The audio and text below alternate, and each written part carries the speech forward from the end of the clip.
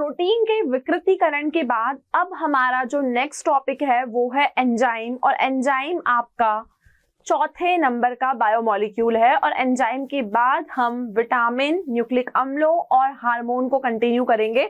तो हम ये बोलेंगे कि हमारा जो चौथे प्रकार का बायोमॉलिक्यूल है, जैव अणु है, वो क्या है? वो एंजाइम है।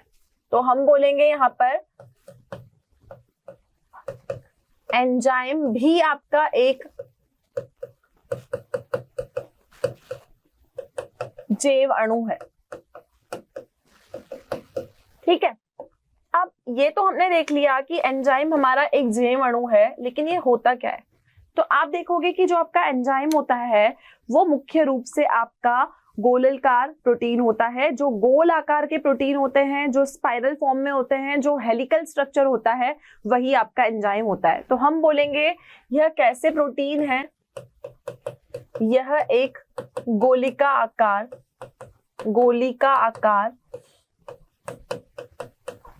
प्रोटीन है। तो एंजाइम हमारे कैसे प्रोटीन होते हैं बच्चों? एंजाइम हमारे गोलिकाकार प्रोटीन होते हैं। इसके अलावा आप ये देखोगे कि जब हम एंजाइम्स की बात करते हैं तो एंजाइम्स का रोल क्या है? तो एंजाइम के रोल को समझने से पहले एक चीज समझना बहुत जरूरी है कि आपने देखा है कि हमारी शरीर में बहुत सारी जैव रासायनिक अभिक्रियाएं होती है। अगर मैं उदाहरण के तौर पर भोजन का पचना लूं तो आप देखते हो कि जब हम खाना खाते हैं तो भोजन हमारे शरीर में पचता है। उस पचने से क्या होता है? हमारे शरीर में ऊर्जा उत्पन्न होती है। हम बोलते हैं कि एनर्जी का प्रोडक्शन होता है। तो ऊर्जा उत्पन्न क्यों हुई? क्योंकि हमारे शरीर में पाचन का कार्य हुआ तो वहां पर आप देखोगे कि कुछ अणु ऐसे होंगे जिनका अपघटन होगा।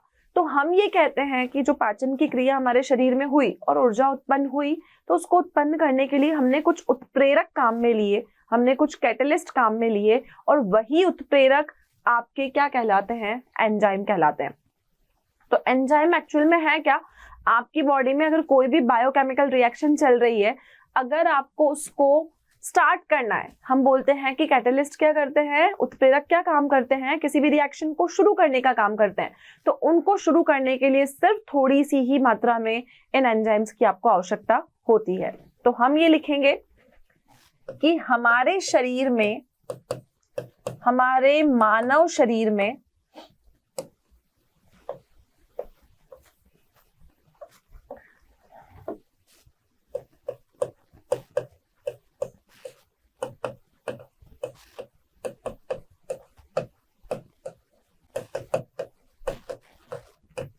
बहुत सी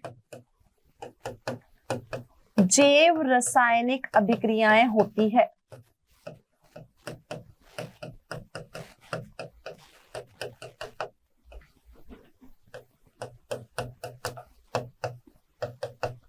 ठीक है, बहुत सारी जैव रासायनिक अभिक्रियाएं हमारे मानव शरीर में आप देखोगे होती है।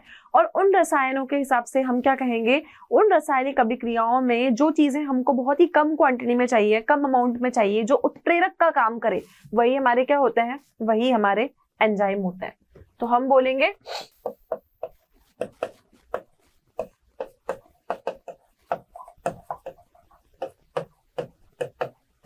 हमारे शरीर की अभिक्रियाओं में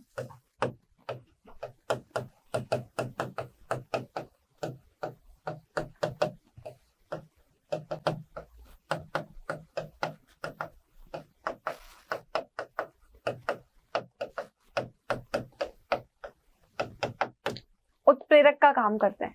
किस चीज का काम करते हैं? उत्प्रेरक का काम करते हैं। तो शरीर में हमारी जो अभिक्रियाएं होंगी उनमें जो एंजाइम है उनका रोल क्या होगा? उनका रोल होगा एज अ कैटलिस्ट। वो आपकी रिएक्शन को बॉडी में स्टार्ट करने का काम करेंगे। तो हम बोलेंगे एंजाइम एक तरीके से क्या है? एंजाइम हमारे बायोमॉलिक्यूल तो हैं, लेकिन ये बायोमॉलिक्यूल किस तरीके से काम करते हैं बच्चों? ये बायोमॉलिक्यूल आपके कैटलिस्ट की तरह काम करते हैं। तो हम क्या बोलेंगे? उदाहरण के तौर पर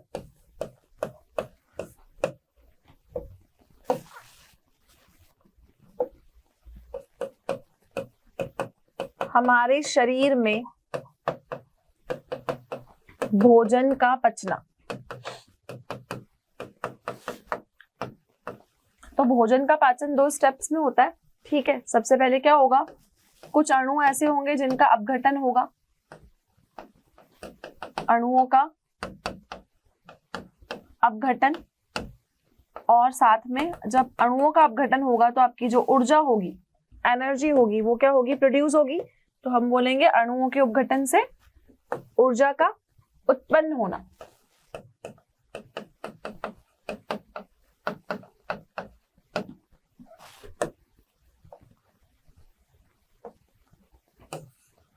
ठीक है, तो इन दोनों को ही करने में आपको किसकी रिक्वायरमेंट है, इन दोनों को ही शुरू करने के लिए आपको एंजाइम की रिक्वायरमेंट है।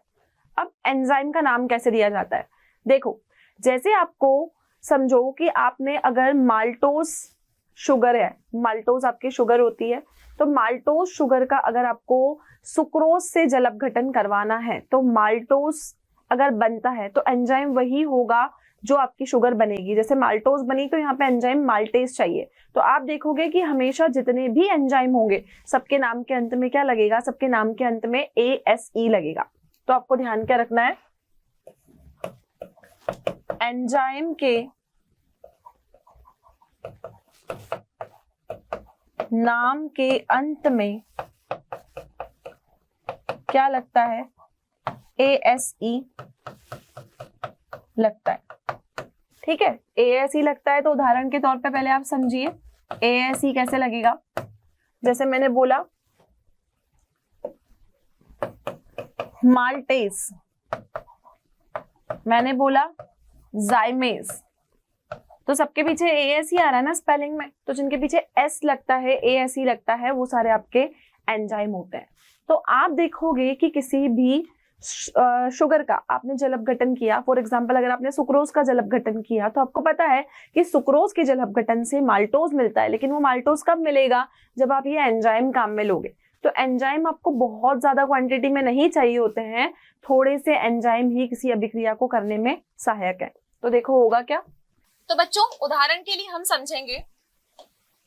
देखो उदाहरण क्या है, मैंने यहाँ पे लिया C12H22O11, ठीक है, ये C12H22O11। अब मुझे इसको जल अपघटित करके मुझे इसको ग्लूकोज में कन्वर्ट करना है, मुझे बनाना है C6H12O6। ध्यान से समझिएगा, मैंने लिया C12H22O11 और मैंने उसको जल अपघटित करके ग्लूकोज बनाया। तो अगर मुझे इस जल अपघटन की अभिक्रिया को प्रोसीड करना है तो यहाँ पर मुझे एक उत्प्रेरक की आवश्यकता पड़ेगी, और वो उत्प्रेरक कौन होगा, वो उत्प्रेरक मेरा एंजाइम होगा। तो हम क्या बोलेंगे, C12H22O11 ये क्या हुआ, ये हुआ आपका माल्टोस। क्या हुआ ये हुआ आपका माल्टोस। C6H12O6 ये होता है हमारा ग्लूकोज।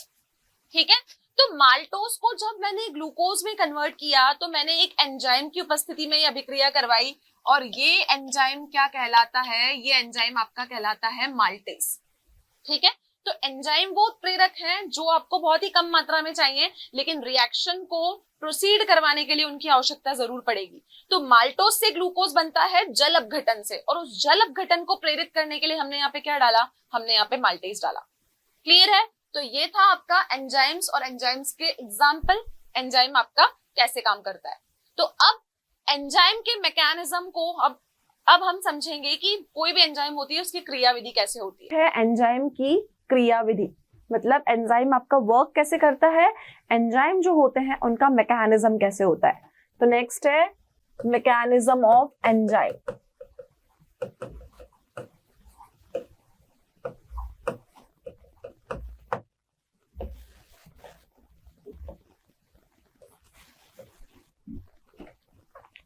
अब जो बच्चों एंजाइम होते हैं ना, हमें बहुत कम मात्रा में चाहिए होता है।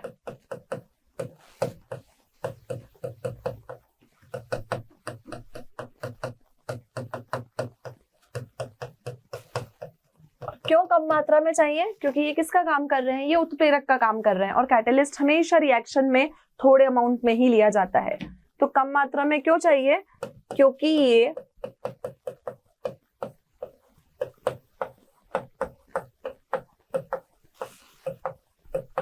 उत्प्रेरक का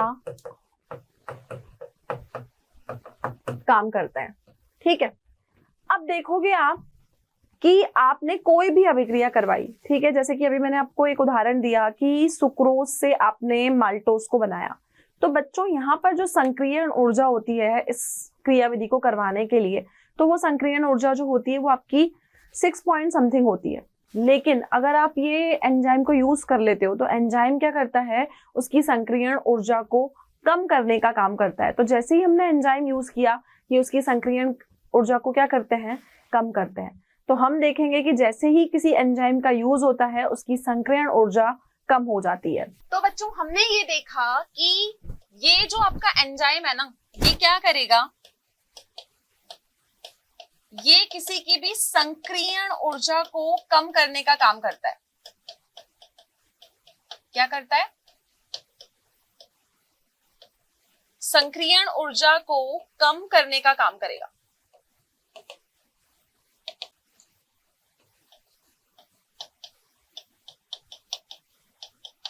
क्लियर। अब आपकी जो संक्रियण ऊर्जा होगी उसको आप किस में मेजर करोगे, संक्रियण ऊर्जा को आप हमेशा किलो जूल पर मोल में मेजर करोगे। तो हम क्या लिखेंगे कि संक्रियण ऊर्जा को हम किलो जूल पर मोल में मेजर करेंगे। ठीक है, ये इसकी यूनिट होगी ऊर्जा को नापने की। अब उदाहरण के लिए हम समझते हैं, देखिएगा अगर मैं उदाहरण की बात करूं तो उदाहरण में सबसे पहले हम कर रहे हैं सुक्रोज का जल अपघटन। तो सुक्रोज के जल अपघटन के लिए जो आपको ऊर्जा चाहिए ना, सुक्रोज, इसको आप जल अपघटित करते हो, ठीक है, यहाँ पर आप अपचयन की अभिक्रिया भी करते हो। तो ये अभिक्रिया करने के लिए सुक्रोज के लिए आपको संक्रियण ऊर्जा चाहिए होती है 6.22 किलो जूल पर मोल। लेकिन अगर मैं इसी जगह सुक्रेज की बात करूं, किसकी बात करूं, सुक्रेज की बात करूं, दोनों अलग अलग टर्म्स हैं। यहां पर हमने सुक्रोज लिया है, यहां पर हमने सुक्रेज लिया है। तो सुक्रोज की बात करूं तो उसके लिए संक्रियण ऊर्जा 6.22 किलो जूल पर मोल रिक्वायर्ड है। लेकिन अगर मैं सुक्रेज की बात करूं तो यहां पर ऊर्जा मुझे चाहिए 2.15 किलो जूल पर मोल। तो इसकी ऊर्जा हो गई 6.22 किलो जूल पर मोल और इसकी ऊर्जा हो गई 2.15 किलो जूल पर मोल। क्लियर है इतना? तो आप ये देखोगे कि आप जब भी एंजाइम का मैकेनिज्म पढ़ते हो तो एंजाइम हमेशा मात्रा में तो बहुत कम यूज में लिया जाता है, लेकिन ये क्या करता है, ये उत्प्रेरक का काम करता है। ये उत्प्रेरक का काम करता है और ये उत्प्रेरक जो होता है ये क्या करता है, संक्रियण ऊर्जा को कम कर देता है। तो इस तरीके से हम एंजाइम के मैकेनिज्म को समझते हैं कि सुक्रोज के केस में हमें संक्रियण ऊर्जा 6.22 किलो जूल पर मोल चाहिए। लेकिन अगर मैं सुक्रेज की बात करूं तो वहां पे हमको कितनी संक्रियण ऊर्जा चाहिए, वहां पर हमें संक्रियण ऊर्जा चाहिए 2.15 किलो जूल पर मोल। क्लियर है? तो ये था आपका एंजाइम की क्रियाविधि, दैट इज एंजाइम का मैकेनिज्म। हम कुछ क्वेश्चंस हैं जो प्रोटीन्स और एंजाइम पे कर रहे हैं, तो देखते हैं कि हमारा पहला क्वेश्चन क्या है। तो चलिए प्रश्न 1 को पहले हम हल कर लेते हैं कि पहला प्रश्न आपका प्रोटीन और एंजाइम से रिलेटेड एग्जाम में क्या पूछा जा सकता है। तो बच्चों हमारा पहला प्रश्न है कि प्रोटीन की संरचना पर, प्रोटीन की संरचना पर विकृतीकरण का क्या प्रभाव पड़ता है।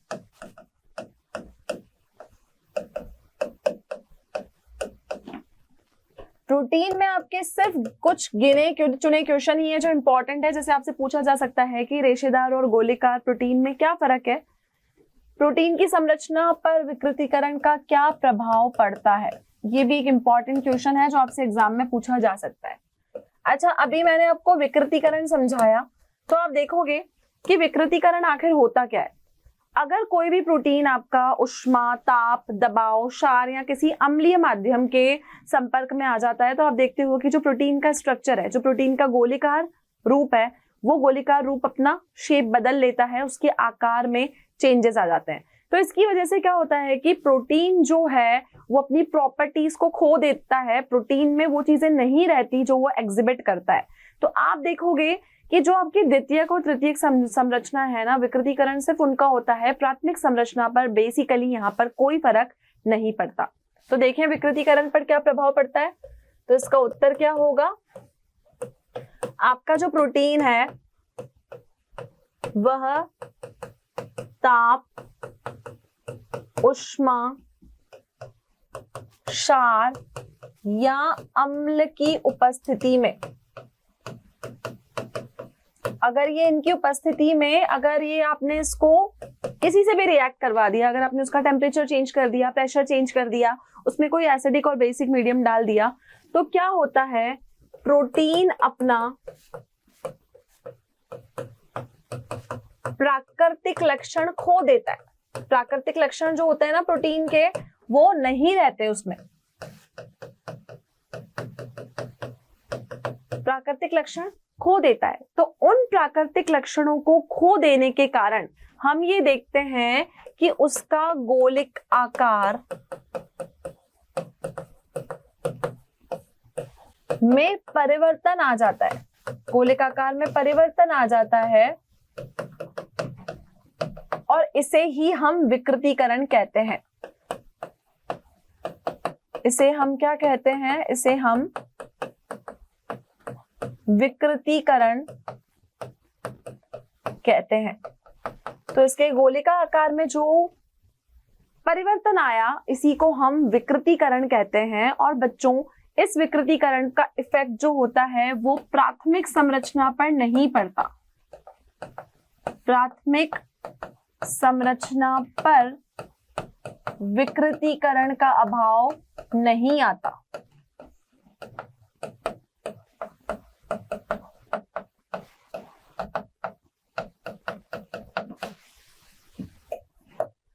द्वितीयक और तृतीयक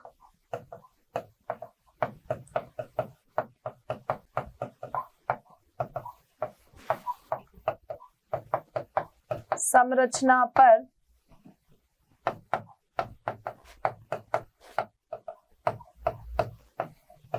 विकृतीकरण का प्रभाव पड़ता है। तो प्राथमिक वाली संरचना पर आप देखोगे विकृतीकरण कोई इफेक्ट नहीं करेगा, लेकिन जो द्वितीयक और तृतीयक संरचना है आपके प्रोटीन की, उन दोनों पर विकृतीकरण का प्रभाव पड़ता है। तो ये था आपका पहला क्वेश्चन जो प्रोटीन से रिलेटेड था। सेकेंड क्वेश्चन हम एक और करेंगे जो कि एंजाइम के ऊपर है, और एंजाइम के ऊपर आपके ज्यादा डिफिकल्ट क्वेश्चन नहीं होते। एंजाइम आपका एक सिंपल सा टॉपिक है। तो देखो एंजाइम के ऊपर क्वेश्चन क्या है, सिंपल आपसे पूछेंगे एंजाइम किसे कहते हैं।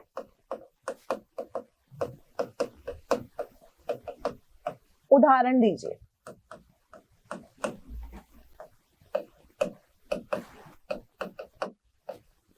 ठीक है, अब बच्चों एंजाइम को आप कैसे परिभाषित करोगे, तो इसका उत्तर होगा एंजाइम वह जैव उत्प्रेरक हैं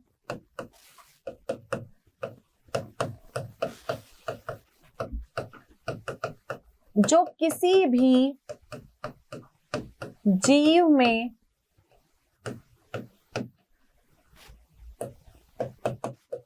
जैव रासायनिक अभिक्रियाओं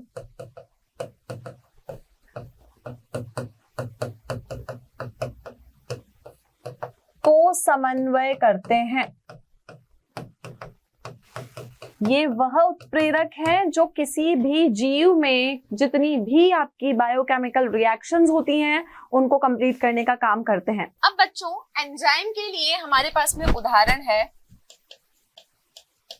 देखो एंजाइम क्या है, एंजाइम वो उत्प्रेरक हैं जो आपको बहुत ही कम क्वांटिटी में रिक्वायर्ड होते हैं किसी जीव की जैव रासायनिक अभिक्रिया को पूर्ण करवाने के लिए। तो देखो अगर आपके पास में है C12H22O11, ठीक है, ये है आपका माल्टोज।